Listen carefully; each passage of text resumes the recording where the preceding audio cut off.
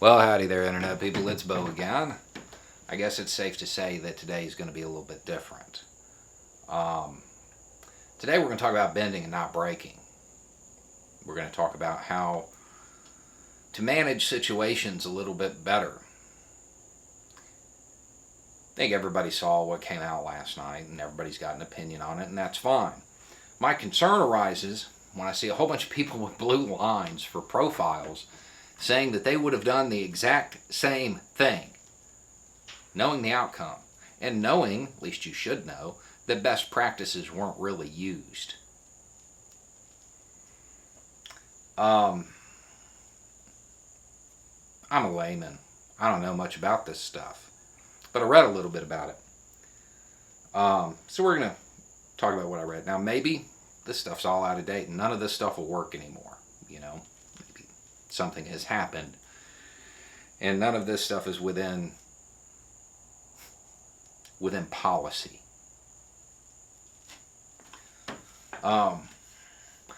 Point out, obviously at this point, don't try this at home. This is for informational purposes only. I'm demonstrating something here. I have an assistant to help me. This is Zed. Zed's done something wrong. Zed needs to get in the car. He's alleged to have done something. So you do what you're supposed to, right? Cuff him up. Double lock him. Just make sure we do everything right here. Follow policy. Double lock him. Mr. Zed, get in the car, please. Do it now. Do it now. That statement that's in pretty much all the manuals, all the videos, because psychologically it induces compliance because it makes it sound urgent.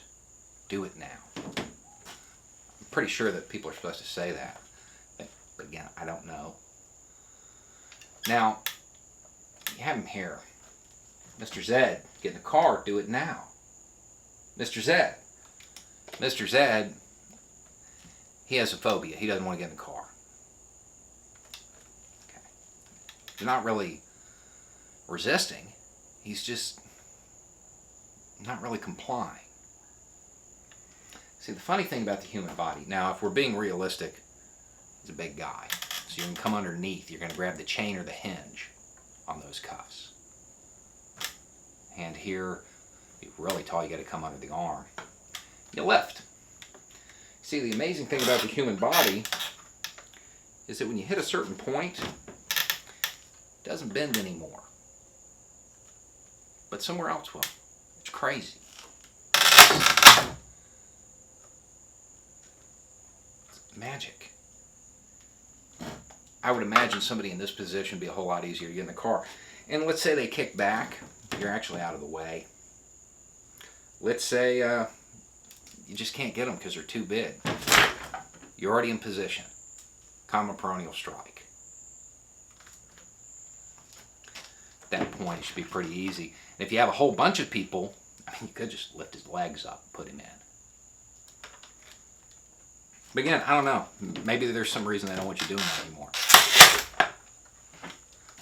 Perhaps Mr. Zed's like this. Car door behind him open. There's a notch right here. You can feel it. Right there. If you reach in and press down, you'll feel your chin want to go down because it hurts. That would make him sit down. If he is in the car and just his legs are out, any of the little procedures I'm about to show could probably get him to put his legs in. Or somebody could just offer to roll down the window. Sometimes that's all it takes. For some reason, though, in our hypothetical situation, somebody decides to open the door on the other side of the vehicle. I would suggest that that's ill-advised in almost every scenario. Mr. Zed ends up laying on the ground.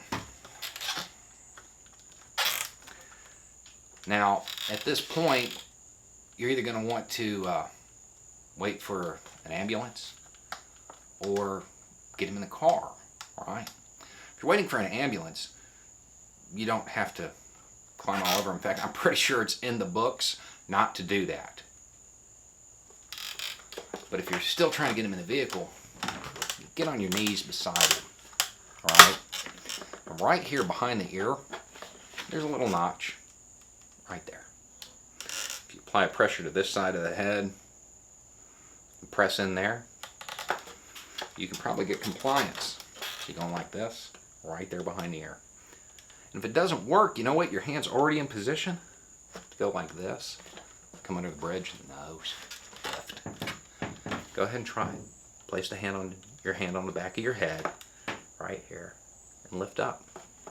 Follow you. And let's say that this is the 0.1% of a population that this technique, that neither one of these techniques will work on. You're also in the position to go right under the jaw. Right here. All of this works together. You can get it back to the door. In which case, the whole thing starts over again. And while you're doing this, by the way, you should be saying, Mr. Zed, get up. Do it now. Do it now. Not stop resisting, because that doesn't help them make a decision. You're telling them to stop something.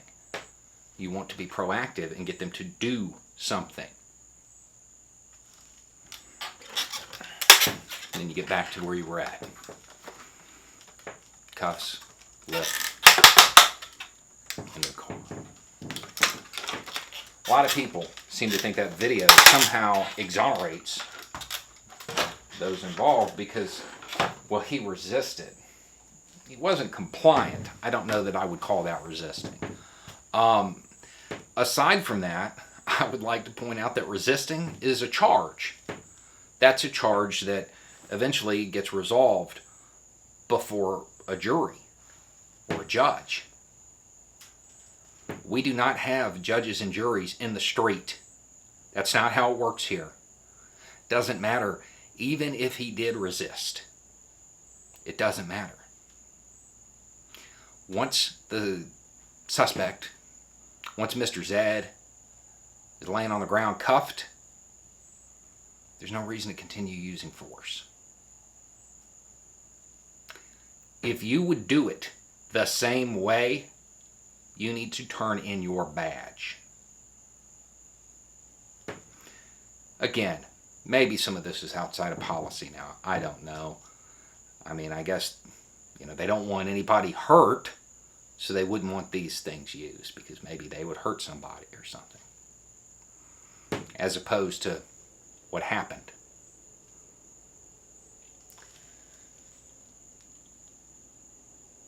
That footage changes nothing as far as this case. Anyway, it's just a thought. Y'all have a good day.